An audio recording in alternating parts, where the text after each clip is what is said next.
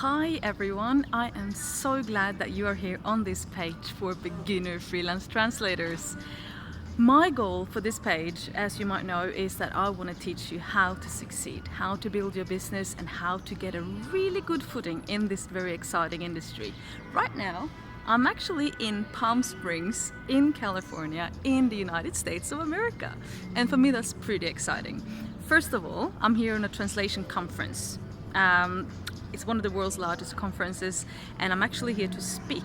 So I'm going to be speaking twice, giving two presentations for the conference, and that's really exciting for me from little humble Norway to come all the way here to the States and talk about my favorite subjects. Now, while I'm here, I'm not actually on holidays, so even though I'm here for a week in total, I always, when I travel, well, if I don't need a holiday, which we do every now and then, right? But usually when I travel, I try to combine traveling, having fun, exploring with working. And that's the biggest perk in my opinion, except from that everyday freedom that you get, that you can, be there when the kids come home, you can decide your own hours, etc. But this is the biggest perk. Basically, you're able to travel and you can travel and work at the same time.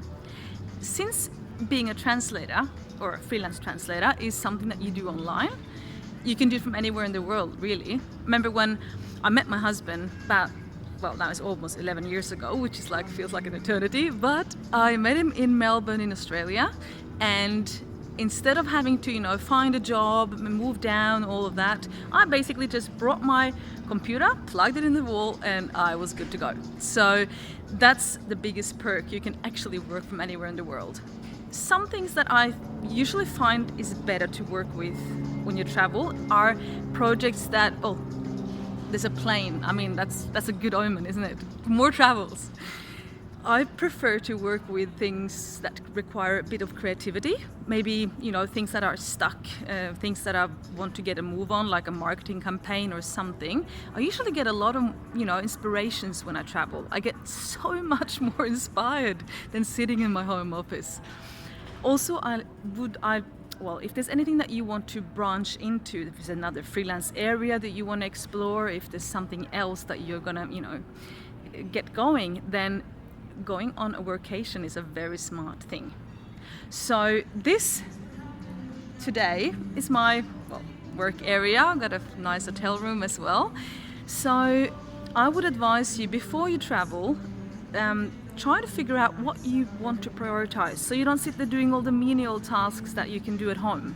Try and schedule things that are important to you to get traction on, things that you want to complete, things that you've been pushing off for quite some time. They're quite good to do when you travel because you're lots more inspired than when you're sitting at home naturally.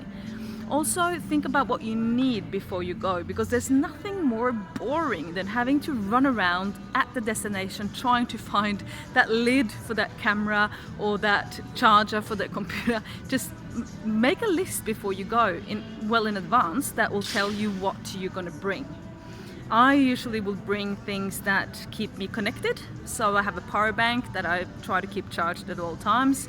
I have an iPad, so I don't have to, bring my computer everywhere I go. I basically just put the iPad in my handbag. And I also try to bring things that are light. So I don't lug around a lot of heavy suitcases. I just try to travel as light as possible because it makes the traveling more enjoyable. And especially since you're going to bring your computer, things that might be heavy, it's nice that the rest of the luggage isn't too heavy. Also, try to be quite structured and focused when you do the work, when you're traveling. Otherwise, it can consume your entire trip. And I've had that happening to me so many times over the years. So I'm just saying this, from experience. Please branch it in. Try to be, as efficient as possible when you're working, and make time. Make sure that you have time to do the nice stuff when you're traveling, right? Places that are good to do routine tasks that you have sort of, you have to do anyway, but they're not the main creative work that you want to do. They're not the main things that are a priority for you. Do them at the airport. Airports are perfect for writing those emails and getting that website updated and getting maybe the LinkedIn profile brushed up. Things that honestly, they're not the most exciting tasks in the world, but they have to be done anyway, right? So try to schedule them for airport time, between flights, for instance. And when you arrive at the destination, don't start working straight away. If you haven't been there before, especially, take time to explore a bit, walk around. I've been walking today in Palm Springs, California. It's so exciting. It's so exciting. It's bloody warm. Sorry, pardon my French. It's so warm. I came from around, well, I think that morning when I left, it was 2 degrees centigrade in Celsius in Norway. And I came here and it was like, bam, 37. And I'm like, it's supposed to be winter. So I walked around today until I had blisters on my feet because I was walking in my thongs. But I explored a bit, I had to see what this was about and get some groceries done and everything.